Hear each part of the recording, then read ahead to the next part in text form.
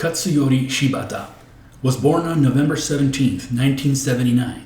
When he was a child, the first Tiger Mask, Satoru Sayama, was his favorite wrestler. Shibata knew already as a child that he wanted to become a pro wrestler. Shibata made his official pro wrestling debut on October 10, 1999. Even though Shibata's official debut date is usually listed as October 10, 1999, he made his unofficial debut in a junior heavyweight battle royal on July 21, 1999. From his debut until late 2004, Shibata spent most of his time wrestling in New Japan Pro Wrestling. In 2005 and 2006, he wrestled for a variety of leagues, including Big Mouth Loud and Pro Wrestling Noah. Shibata kept showing lots of improvement during these years, and he had even turned into an excellent wrestler. He was now able to show versatility, and he was able to carry matches. He was one of the most outstanding workers wherever he went during 2005 and 2006. From 2007 until 2011, Shibata focused on MMA. The MMA record of the Mad Dog wrestler is 4 wins, 10 losses, and 1 draw. The wins included a win over Yoshihisa Yamamoto and a win over Ikuhisa Minowa.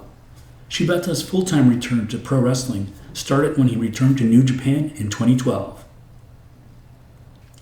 On August 4, 2013, Shibata wrestled Tomohiro Ishii in a G1 Climax tournament match that was placed in the middle of the card. But the intensity shown made this match feel like a true main event that truly stole the show and was arguably the best men's pro wrestling match of 2013. What made this match stand out so much was mainly the urgency and the stiffness shown by these workers. Also, it was arguably the match that really put these two workers on the map as two of the best workers in New Japan at the time.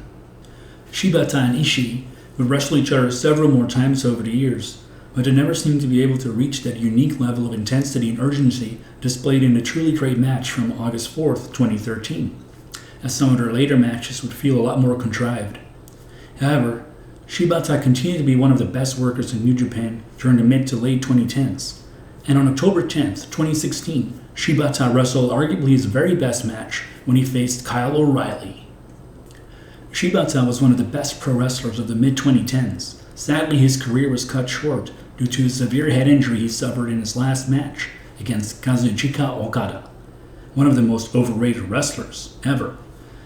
On April 9, 2017, when he executed a sickening skull-on-skull headbutt, his head split open and he suffered from internal bleeding. He finished the match but collapsed afterwards. He was rushed to the hospital for emergency brain surgery. It was a sad ending to a career of a great worker who was in his prime and one of New Japan Pro Wrestling's best workers at the time. However, after he became the head trainer of New Japan's LA Dojo in Los Angeles, California, Shibata mentioned in interviews that he's grateful for being alive.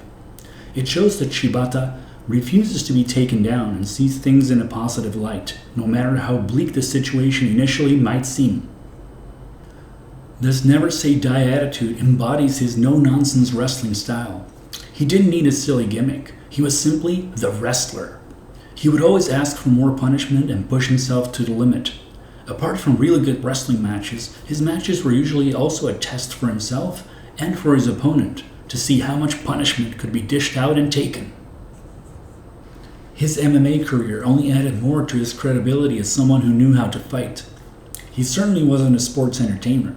When Shibata returned to pro wrestling after his MMA career, he certainly helped increase the overall quality of New Japan shows during the mid-2010s. His strikes were among the best and stiffest. Around late 2021 and early 2022, Shibata started making his heroic return to pro wrestling. Despite a return as a pro wrestler almost seemed impossible after the horrendous injury suffered in a match against Okada in 2017, Shibata's miraculous recovery enabled him to wrestle on a semi-regular basis again. In his comeback matches during the early 2020s, his opponents clearly took it easy on him, especially avoiding any potential damage to his head.